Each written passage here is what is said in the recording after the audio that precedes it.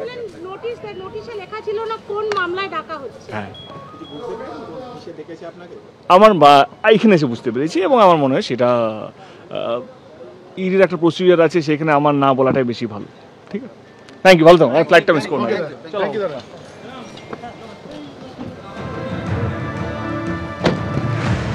গরু পাচার মামলায় দেবকে প্রায় 8 ঘন্টা ধরে জিজ্ঞাসাবাদ করে ইডি। এই নিয়ে তৃতীয়বার কেন্দ্রীয় এজেন্সির তলব। 2022-এ ফেব্রুয়ারিতে সিবিআই তলব করে, তারপর আবার তলব করে ইডি এবং এরপর দিল্লিতে আজকে ডেকে পাঠায় ইডির আধিকারিকরা। গরু পাচারে এনামুলের সঙ্গে কি যোগ রয়েছে তা জানতে ইডির আধিকারিকদের জিজ্ঞাসাবাদ। দেবকে প্রায় 8 ঘন্টা ধরে জিজ্ঞাসাবাদের পর্ব চলে। জিজ্ঞাসাবাদের আগে দেব বলেন, আমি চুরি করিনি, কোনো ভয় নেই, তাই যতবার ডাকবে ততবার আসবো। কথা বলবো, আমাদের সঙ্গে রয়েছেন আমাদের প্রতিনিধি বিজেন্দ্রের সঙ্গে। বিজেন্দ্র, বিস্তারিত জানতে চাইবো, দেব কি বললেন? দেখো, 8 ঘন্টা তার জিজ্ঞাসাবাদ হয়েছে, তারপরে তিনি বেরিয়ে এসেছেন। তিনি বারবারই বলছিলেন যে তিনি কোনো কথা বলবেন না, তবে যা যা প্রশ্ন তারা চেয়েছিলেন তার জবাব তিনি দিয়েছেন। কোন কেসে তাকে ডাকা হয়েছে তিনি বললেন যে তিনি জানেন, তবে সে কথাও তিনি বলবেন না। যা যা প্রশ্নের জবাব তাকে চাওয়া হয়েছিল সেসব জবাব তিনি দিয়েছেন। তাকে এটাও জিজ্ঞেস করা হলো কি আরো কি আবার আপনাকে ইডি ডেকেছে নাকি আরো কোনো প্রশ্ন নথি নিয়ে আসতে বলেছে, সেটা নিয়ে দেব বলেছেন যে না, সেটা তাকে কিছু বলা হয়নি। তিনি আজকে 8 ঘন্টা ছিলেন ইডি অফিসে, যা যা প্রশ্ন ইডির তরফ থেকে করা হয়েছে তার জবাব তিনি দিয়েছেন। এখন দেব 7টা থেকে একটু পরে বেরিয়ে এসেছেন ইডি সদর দপ্তরে, এয়ারপোর্টের দিকে যাচ্ছেন। তিনি আজকে কলকাতা চলে যাবেন। যে প্রস্তুতি নিয়ে এসেছিলেন, তিনি আজকে দিল্লি তার বাসভবন থেকে ব্যাগ নিয়ে এসেছিলেন যে আজকে ইডি জিজ্ঞাসাবাদের পর এখান থেকে কলকাতা যাবেন, সেই কর্মসূচি রয়েছে। এখান থেকে বেরোনোর পর তিনি বললেন যে তার ফ্লাইট মিস হয়ে যাবে।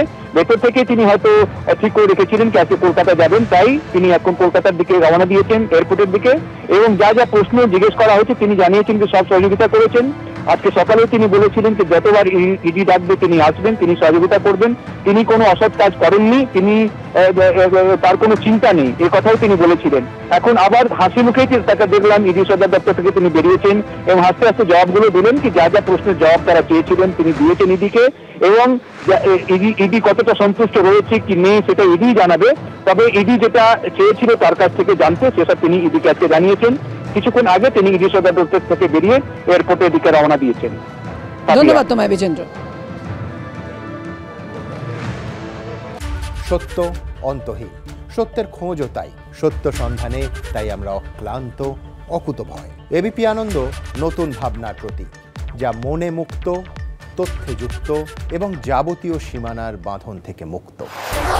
সীমা না শব্দটির মধ্যে লুকিয়ে আছে মানা শব্দটি, যেন চোখ রাঙানি এক অদৃশ্য ব্যানাজার, যা আটকে রাখে আমাদের এক ছোট্ট গণ্ডির মধ্যে। একমাত্র সঠিক খবরই গড়ে তুলবে এক মুক্ত সমাজ। সেই জগৎ গড়ার লক্ষ্যে কোনো সীমানার ঠুকুটি আমরা মানব না। এবিপি আনন্দ এগিয়ে থাকে, এগিয়ে রাখে।